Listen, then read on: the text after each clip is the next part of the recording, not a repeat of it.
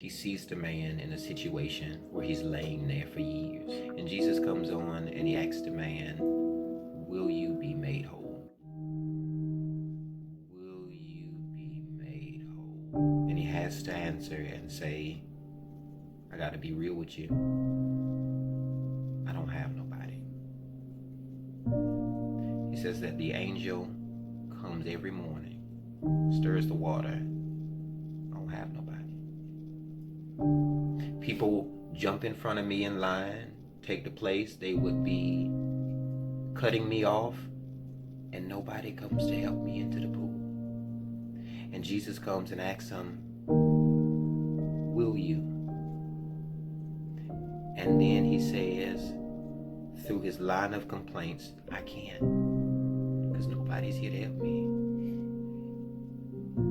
And I know that Jesus is a caring person. He's compassionate. He is not a God of fear, but he's a God of affection, where he would stop on his way to Jerusalem. That's what it said. It said he was going to Jerusalem and would stop by the pool of Bethesda, which was the name of the land that God gave Abraham the promise on, which was the name of the land where Hagar and her son Ishmael went, and God saved his life. He said, I'll stop by Bethesda and see somebody that the world has given up on, that Abraham would put out. He said, I'll stop by Bethesda today.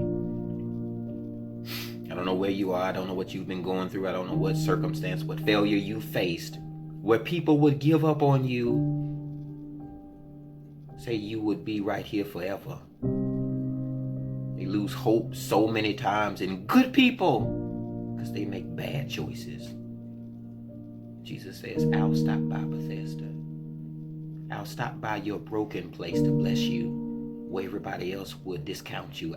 I'll stop by Bethesda today and heal you, where everybody will lose hope in you, because you have health. I'll stop by Bethesda today, he says. I'll stop by there, but I just need to know, will you? I need to know, will you know that I am still God, that I'm still in control, where you can't depend on nobody? Will you call on the name of the Lord? Will you identify with my honesty sets me free, where this is not time to be playing and not being real? It's that I don't care about how folk feel about it. It's that I had nobody there for me.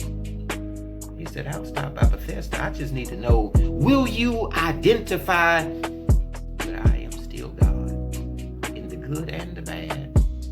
Still God to know you've been here 38 years. Still God to listen to your every tear, your every conversation, your every complaint. No interruption. Tell me your story. Got no man. The angels passing me by, he said. They blessing everybody else, and God's forgotten about me. I have nobody. And Jesus says, I see you lying there. Don't think I'm like everybody else. I'm not going to leave you there. What does he say to the man? He said, get up, come up, take your bed, and walk. But first he told him, get up. Get up. Get up. I can't get nobody. Get up from the place where people leave you and say, you won't make it there.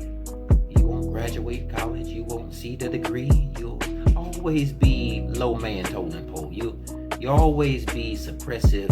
Get up from the place where people leave you and say, you won't make it there. You'll always be wanting, dreaming, not building, visualizing. Get up. You've got to come up higher than where they would bury you. You've got to identify with that seed person that's deep down inside of you, that God would plant in your mind and form the idea that you have to grow past where people would leave you here. You have to get up. destined, you're anointed, you're gifted, you're called. You are for more than dying right here. Haven't you been here long enough? Ain't you been down long enough, suppressed long enough, in poverty long enough, been defeated in your mind long enough? Let's get up. And that becomes good news. That's not even confrontation. That is exaltation in Him. That you can get up in God. That you can get up and come back and make those people who counted you out count you beyond them. He says you'll pass those people that gave up on you, that were called a funeral home. They commission royal. They would be drawing the work out on the insurance claim. He says you gonna walk right past them and they gonna wonder, who did this?